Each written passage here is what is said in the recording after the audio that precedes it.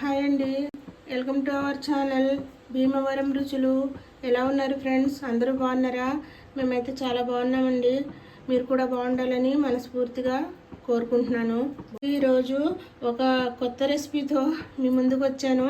అదేంటంటే ఫిష్ అండి. Fish Bengali curry అండి. బంగ్లాదేశ్లో చేసుకునే కర్రీ లాంటిది. ఇది గ్రీన్ కర్రీ అండి. మొత్తం కారం లేకుండా పచ్చిమిరపకాయలతో చేసుకుని గ్రీన్ కర్రీ అండి. దీనికి కావాల్సిన ఇంగ్రీడియంట్స్ చూద్దాం రండి. ఇదిగోండి,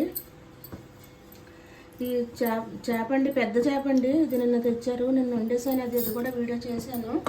దాని తలకాయ అయితే ఉంచానండి. ఇదిగో పెద్ద తలకాయ అన్నమాట. ఇది ఒక తలకాయ, ఒక తోక ముక్క, రెండేమో ఈ ముక్కలండి. దీంతో ఇప్పుడు కర్రీ చేస్తాను.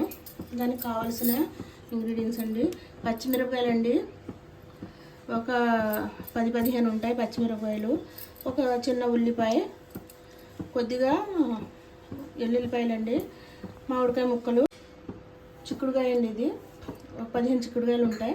ఇలా పొడవుగా క్లీన్ చేసి ఇలా చూసి ఉంచుకున్నాను. ఒక 4 బెండకాయలండి. ఇవి పచ్చి టమాటాలండి. 2 టమాటాలు ఉంటే కోసాను. దీంట్లో అన్నీ గ్రీనే వేయాలి, రెడ్ వేయకూడదు. కాకపోతే ఇది సరిపోదని చెప్పేసి ఒక సగం టమాటా కోసి ఉంచుకున్నాను.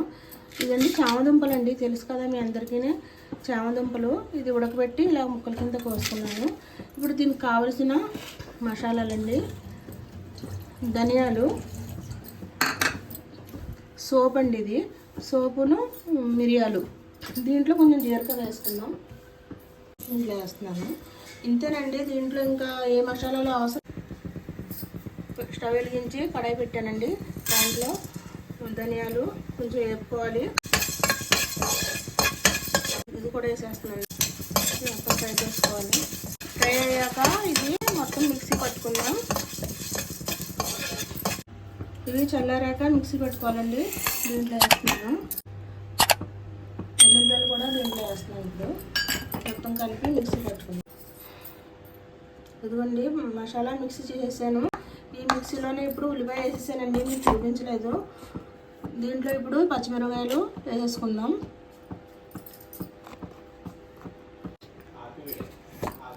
చూడండి, మొత్తం ఉల్లిపాయ పచ్చిమిరపకాయలు కలిపి మిక్సీ పెట్టేసాను. కడాయి వేడిగా ఉంది. దీంట్లో ఇప్పుడు ఆయిల్ వేసుకుంటున్నాను. చూడండి, ఆయిల్ వేడెక్కింది. ఇప్పుడు దీంట్లో ఉల్లిపాయ పచ్చిమిరపకాయ వేస్తున్నాను. ఇది కొంచెం ఫ్రై అవ్వాలండి. ఫ్రై అయ్యాక మంచిగా ఫ్రై అయింది. ఇప్పుడు దీంట్లో ఇది వేసేస్తున్నాను. ఫ్రై అవ్వాలి. దీంట్లో కొత్తిమీర వేస్తున్నాను.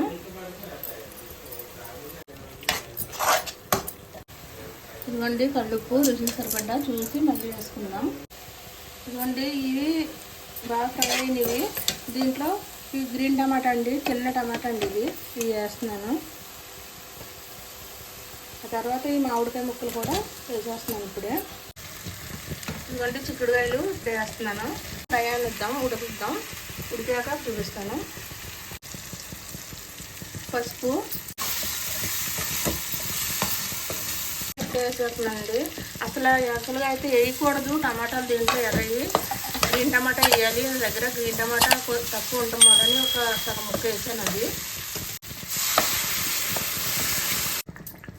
ఈ కర్రీ అండి నేను ఇంట్లో చాలాసార్లు చేశానండి.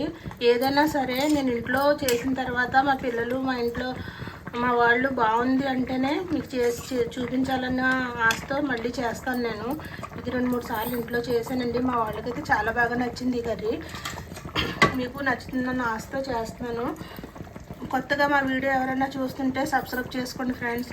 వీడియో చూస్తున్నారు, లైక్ చేయట్లేదు ఫ్రెండ్స్. లైక్ చేయండి. మీరు ఇచ్చే లైక్ మాకు ఎంతో ఉపయోగపడుతుందండి. ఇదిగోండి, ఇప్పుడు బెండకాయలు వేస్తున్నాను. ఒక 4 బెండకాయలు అండి, పేరుకు అన్నమాట. ఇదిగోండి, చామదుంపలు కూడా ఇప్పుడు వేసేసుకోవాలి. దీంతో అంటే ఉడకబెట్టినాయే కదా, కుక్ అయిపోయింది ఇది. కాబట్టి దీంట్లో ఉడుకుతుందండి.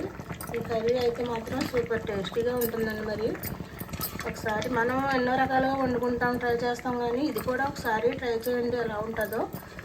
ఇప్పుడు ఒక 10 నిమిషాలు కుక్ అవ్వాలి. దీన్ని మూత పెట్టేసుకుందామండి. దగ్గరికి వచ్చాక మళ్ళీ చూపిస్తాను. ఇది చూడండి కర్రీ ఇప్పుడు ఉడుకుతుంది కదా. ఇప్పుడు మనం సిమ్లో పెట్టేసుకుందాం. ఒక 5 నిమిషాలు ఇలా ఉడికింది. ఇంకా 5 నిమిషాలు సిమ్లో పెట్టేసుకుంటే రెడీ అయిపోతుందండి. సిమ్లో పెట్టేసి మూత పెట్టే కర్రీ దగ్గరికి వచ్చిందండి. ఇప్పుడు దీంట్లో టేస్ట్ కోసం నిమ్మకాయ చెక్క వేస్తున్నాను. ఇది వేస్తే కంప్లీట్ అయిపోయినట్టే కర్రీ. ఇంకా కాకపోతే ఈ వాటర్ ఇలాగా కనిపించకూడదు. ఈ కర్రీకి కొద్దిగా